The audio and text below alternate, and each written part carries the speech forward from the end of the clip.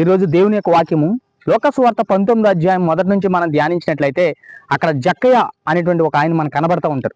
ఆయన వృత్తికి సుంకం వసూలు చేసేటువంటి వసూలుదారుడు అయినప్పటికీ కూడా ఏసైని ఎప్పుడైతే మేడి చెట్టు ఎక్కి ఏసై యొక్క ముఖ దర్శనాన్ని చూడగలిగాడో, ఆయన నిదానించి చూడగలిగాడో, వెంటనే ఆయన తన యొక్క జీవితం మొత్తం అంతా కూడా ఏసైకి అర్పించినట్లు మనం చూస్తున్నాం. ఆయన యొక్క మరి ఎవరి దగ్గర అయితే అన్యాయంగా తీసుకున్న సొమ్మును 4 గింతలుగా తిరిగి వాళ్ళకి ఇచ్చేసి మరలా ఆయన జీవితంలో ఎప్పుడు కూడా మళ్ళీ ద్రవ్యాన్ని వడ్డీకి ఇవ్వడం అనేది మరలా ఆయన లైఫ్లో మనం చూడలేదు. ఈ రోజు మరి సంఘానికి మాదిరిగా ఉన్నటువంటి సేవకులు కానివ్వండి, విశ్వాసులు కానివ్వండి, వాక్యం తెలిసిన వారు కానివ్వండి, చాలా మంది మీ ద్రవ్యాన్ని వడ్డీకి ఇవ్వట్లేదా? నువ్వు ఈరోజు ఎలా ఉన్నావు? నువ్వు ఈరోజు దేవుని వాక్యాన్ని పాటించగలుగుతా ఉన్నావా?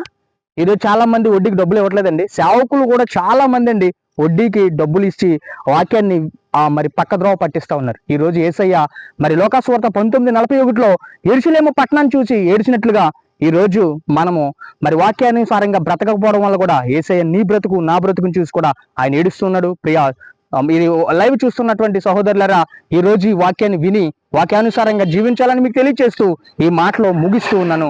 ఈ జోసెఫ్ ఇంటర్నేషనల్ మినిస్ట్రీస్ ని మీరు ఇంకనూ ప్రోత్సహిస్తున్నారు, ధన్యవాదాలు.